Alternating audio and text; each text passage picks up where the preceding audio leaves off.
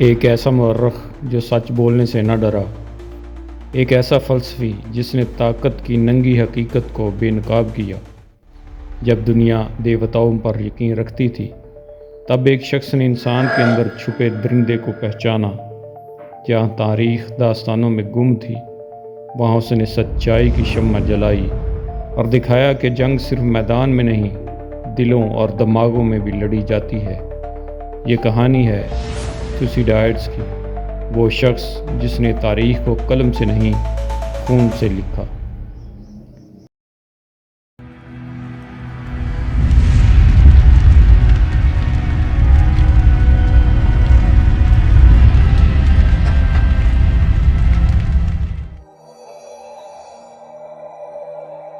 تھوسیڈائڈس ایک ایتھنیائی مورخ اور جنرل تھا۔ پیلوپونیشین جنگ کی اس کی تاریخ 5ویں صدی قبل مسیح کی اسپارٹا اور ایتھنز کے درمیان 411 قبل مسیح تک کی جنگ کا ذکر کرتی ہے۔ تھوسیڈائڈس کو سائنسی تاریخ کا باپ کہا جاتا ہے۔ تھوسیڈائڈس کو سیاسی حقیقت پسندی کے مکتب کا باپ بھی کہا جاتا ہے، جو افراد کے سیاسی رویے اور ریاستوں کے درمیان تعلقات کے نتیجے میں پیدا ہونے والے نتائج کو آخرکار بلا خوف اور خود غرضی کے دیکھتا ہے۔ اس کا متن اب بھی دنیا بھر کی یونیورسٹیوں اور ملٹری کالجز میں پڑھایا جاتا ہے۔ میلین ڈائیلاگ کو بین الاقوامی تعلقات کے نظریہ کا بنیادی متن سمجھا جاتا ہے، جبکہ پیریکلیز کے جنازے کی تقریر کے اس کے سیاسی نظریے کو داناؤں، مورخین اور کلاسیکی طلباء نے بڑے پیمانے پر مطالعہ کیا ہے۔ عام طور پر تھوسیڈائڈس نے طاعون، قتل عام اور جنگوں جیسے بحرانوں میں رویے کی وضاحت کرنے کے لیے انسانی فطرت کی سمجھ پیدا کی۔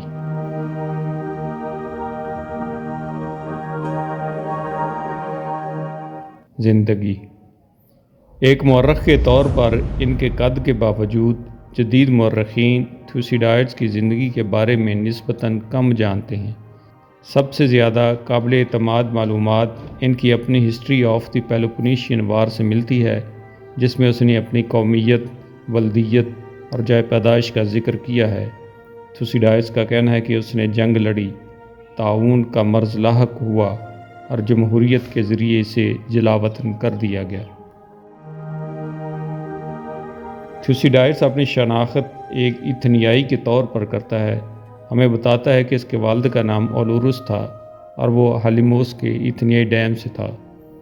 تھوسیڈائڈس نے لکھا تھا کہ تھریسین علاقے میں اس کے اثر و رسوخ کی وجہ سے اسے 424 قبل مسیح میں سوس کی طرف ایک جرنل کے طور پر بھیجا گیا تھا۔ 431 قبل مسیح میں ایتھنز اور اسپارٹا میں جنگ چھڑ گئی، جسے تاریخ میں جنگ پیلوپونیشیا کے نام سے یاد کیا جاتا ہے۔ تھوسیڈائڈس نے اس جنگ میں ایتھنز کی طرف سے حصہ لیا۔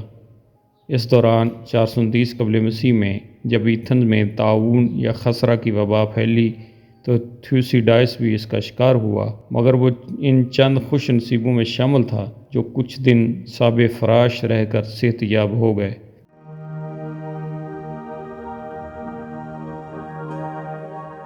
اس جنگ کے دوران تقریباً 424 قبل مسیح میں وہ تھراکیا کے ساحل کے قریب ایک بحری دستہ کے سالار کے طور پر متعین تھا کہ اسے خبر ملی کہ تھراکیا کے اہم شہر ایلی پولیس پر اسپارٹا کا ایک جرنل حملہ کرنے والا ہے۔ تھوسیڈائڈس نے فوراً اس طرف کا رخ کیا، مگر اس کے پہنچنے سے پہلے ہی یہ شہر کا سقوط عمل میں آ چکا تھا۔ اسے معلوم تھا کہ ایتھنز کے حکمران اس کی اس ناکامی کو کبھی معاف نہ کریں گے، بلکہ اسے سزا دیں گے جو سزائے موت یا جلاوطنی سے کم نہ ہوگی۔ اس خیال سے اس مہم میں ناکامی کے بعد اس نے رضاکارانہ طور پر خود جلاوطن ہونے کا فیصلہ کر لیا۔ اس جلاوطنی کے دوران وہ کہاں کہاں گیا اس کا سراغ نہیں ملتا، مگر یہ بات بالکل عیاں ہے کہ اپنی اس جلاوطنی کے دوران اس نے اپنی تواریخ کے لیے مواد اکٹھا کیا۔ چند سالوں کے بعد وہ تقریباً 424 قبل مسیح میں ایتھنز واپس لوٹا، لیکن واپسی کے بعد اسے موت نے زیادہ مہلت نہ دی اور تقریباً 5 سال بعد اس کا انتقال ہو گیا۔ پیلوپونیشین جنگ پر اس کی تاریخ کا شمار دنیا کی بلند ترین ادبی بلکہ علمی کتب عالیہ میں ہوتا ہے۔ چونکہ تھوسیڈائڈس خود پیلوپونیشین جنگ میں شریک تھا، اس لیے اپنی فراست علمی سے اس نے آغاز ہی میں یہ اندازہ لگا لیا تھا کہ یہ ایک عظیم جنگ ہوگی جس کی ماضی میں کوئی مثال نہ مل سکے گی۔ اس لیے وہ خود کہتا ہے، اس خیال سے اس نے جنگ چھڑتے ہی اس کا احوال قلم بند کرنے پر توجہ دی اور یوں مواد جمع ہونے لگا۔ اس کا عزم تھا کہ وہ اپنی اس تاریخ میں جنگ کے اختتام یعنی 404 قبل مسیح تک کے واقعات کا اندراج کرے، مگر وہ صرف 411 قبل مسیح تک کے واقعات کا حال لکھ پایا۔ ابتدائی کتاب میں اس نے قدیم ترین ایام سے لے کر خود اپنے زمانے تک کے یونانی معاشرے کی ارتقاء پر مختصر بحث کی ہے۔ اس کے بعد واقعات کو اس نے سال بہ سال کی ترتیب دی۔ وہ سال کو موسم گرما اور موسم سرما میں تقسیم کرتا۔ اس کی وجہ وہ بڑے بڑے فوجی اقدامات تھے جن کے لیے موسم گرما ہی سازگار ہو سکتا تھا۔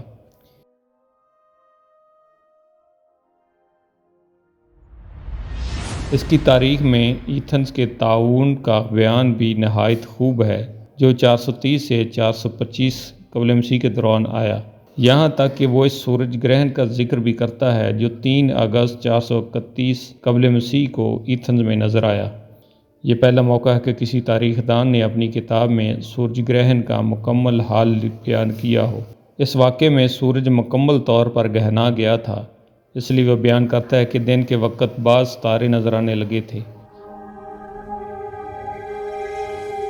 اسی طرح اس نے بری اور بحری جنگوں کا حال خوب طریقے سے بیان کیا ہے۔ اس کے نزدیک اس جنگ کا سبب خوف تھا جو ایتھنز کی توسیع پسندی سے اسپارٹا پر طاری ہوا اور جس نے آخر جنگ کی شکل اختیار کر لی۔ تھوسیڈائڈس نے اپنی اس تصنیف کے بارے میں دعویٰ کیا تھا کہ یہ امر ہو جائے گی۔ آج 2500 سال گزرنے کے بعد اس کا یہ دعویٰ بالکل درست ثابت ہوا، کیونکہ اس تصنیف کی وجہ سے جنگ پیلوپونیشیا آج بھی 5ویں صدی قبل مسیح کے یونانی تمدن کی اقلیت پسندی کی ایک غیر متزلزل یادگار کے طور پر ہمارے سامنے ہے۔ دستیاب تمام ٹکڑوں کے شواہد کو یکجا کرتے ہوئے ایسا لگتا ہے کہ اس کے خاندان کے پاس تھریس میں ایک بہت بڑی جائیداد تھی جس میں سونے کی کانیں بھی تھیں، اور جس نے خاندان کو کافی اور دیر پا خوشحالی کا موقع دیا۔ سونے کی کانوں سے اپنی کافی آمدنی کو دیکھتے ہوئے وہ خود کو کل وقتی تاریخ لکھنے اور تحقیق کے لیے وقف کرنے کے قابل تھا۔ تھوسیڈائڈس کو ایتھنز واپس جاتے ہوئے قتل کر دیا گیا تھا۔ اس کا مقبرہ میلائٹ گیٹ کے قریب بنایا گیا۔ بہت سے لوگ اس روایت پر شک کرتے ہیں، شواہد کو دیکھ کر یہ بتاتے ہیں کہ وہ 397 قبل مسیح کے اواخر میں یا شاید تھوڑا سا بعد میں زندہ رہا۔ تھوسیڈائڈس جنگ میں موروثی مصائب سے متاثر ہوئے تھے اور ان زیادتیوں کے بارے میں فکر مند تھے جن کا شکار انسانی فطرت ایسے حالات میں ہوتی ہے، جیسا کہ کورسیرا پر خانہ جنگی کے دوران ہونے والے مظالم کے اس کے تجزیے میں، جس میں یہ جملہ شامل ہے کہ جنگ ایک متشدد استاد ہے۔ طاعون کی وبا کے دوران وہ ایتھنز کا آنکھوں دیکھا حال کچھ یوں بیان کرتا ہے: اگرچہ بہت سے لوگ بغیر دفن پڑے تھے، پرندے اور درندے انہیں چھو نہیں سکتے تھے یا انہیں چکھنے کے بعد مر جاتے تھے۔ مرے ہوئے آدمیوں کی لاشیں ایک دوسرے پر پڑی تھیں اور آدھی مردہ مخلوق گلیوں میں دوڑتی پھرتی تھی اور پانی کی آرزوں میں تمام چشموں کے گرد جمع ہو جاتی تھی۔ وہ مقدس مقامات بھی جن میں انہوں نے قیام کیا تھا ان لوگوں کی لاشوں سے بھرے پڑے تھے جو وہاں مر چکے تھے جیسے وہ تھے، کیونکہ جیسے ہی آفت نے تمام حدوں کو عبور کر لیا، لوگ یہ نہ جانتے ہوئے کہ ان کا کیا ہونا ہے، دیوتاؤں کی جائیداد اور واجبات کی یکساں توہین کرنے لگے۔ استعمال میں آنے سے پہلے تدفین کی تمام رسومات مکمل طور پر ناپید تھیں اور انہوں نے لاشوں کو جہاں تک ممکن تھا دفن کیا۔ مناسب آلات سے محروم اپنے بہت سے دوستوں کے ذریعے جو پہلے ہی مر چکے تھے، انتہائی بے شرم قبروں کا سہارا لیتے تھے۔ کبھی کبھی ان لوگوں کی شروعات ہوتی تھی جنہوں نے ڈھیر اٹھا رکھا تھا، انہوں نے اپنی لاش کو اجنبی کی چتا پر پھینک دیا اور اسے جلا دیا۔ کبھی کبھی وہ لاش کو پھینک دیتے تھے جسے وہ کسی دوسرے کے اوپر لے جا رہے تھے جو جل رہی تھی، اور اس طرح چلی گئی۔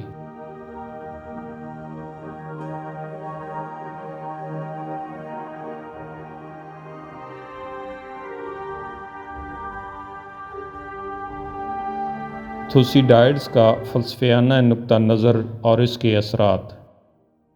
تھوسیڈائڈس صرف ایک مورخ نہیں بلکہ ایک سیاسی مفکر اور انسانی فطرت کا گہرا مشاہدہ کرنے والا فلسفی تھا۔ ان کے خیالات نے صدیوں بعد بھی سیاست، تاریخ، اخلاقیات اور بین الاقوامی تعلقات کو متاثر کیا۔ ان کی تحریر ہمیں یاد دلاتی ہے کہ طاقت اور مفاد پرستی انسانی فیصلوں پر کس قدر گہرا اثر ڈالتی ہیں۔ تھوسیڈائڈس نے طاقت کو بین الاقوامی تعلقات کا بنیادی عنصر قرار دیا۔ ان کے مطابق ریاستیں اخلاقیات یا انصاف کی بنیاد پر نہیں بلکہ قومی مفادات اور طاقت کے توازن کی بنیاد پر فیصلے کرتی ہیں۔ میلین ڈائیلاگ اس نظریے کی بہترین مثال ہے، جہاں طاقتور ریاست ایتھنز کمزور ریاست میلیوس کو اخلاقیات کی بجائے طاقت کی زبان میں مخاطب کرتی ہے۔ The strong do what they can and the weak suffer what they must۔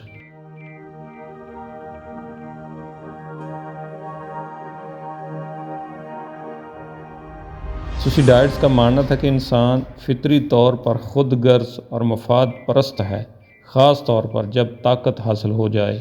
جنگ اور بحران کی صورت میں انسانی فطرت کی اندھی خواہشات، خوف اور لالچ سب سے زیادہ نمایاں ہوتی ہیں۔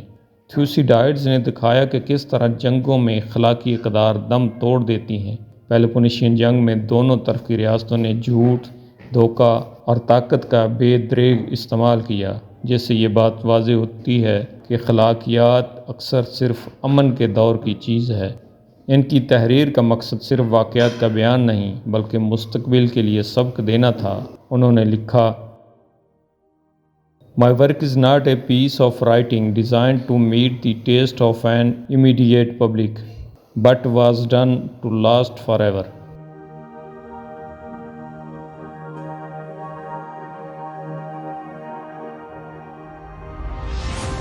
وہ تاریخ کو انسانی رویوں کے مستقل نمونے کے طور پر دیکھتے تھے، جو وقت اور جگہ بدلنے کے باوجود وہی رہتے ہیں۔ جدید ریئلسٹ اسکول آف تھاٹ مثلاً ہوبز اور میکیاولی تھوسیڈائڈس سے متاثر ہے۔ طاقت، مفاد اور خوف کو عالمی سیاست کے بنیادی اصول ماننے والا نظریہ انہی کی سوچ کا تسلسل ہے۔ انہوں نے اساطیری روایات کو مسترد کر کے عقلی اور تجرباتی انداز اپنایا۔ واقعات کے اسباب و نتائج کو سائنسی انداز میں بیان کرنے کی روایت قائم کی۔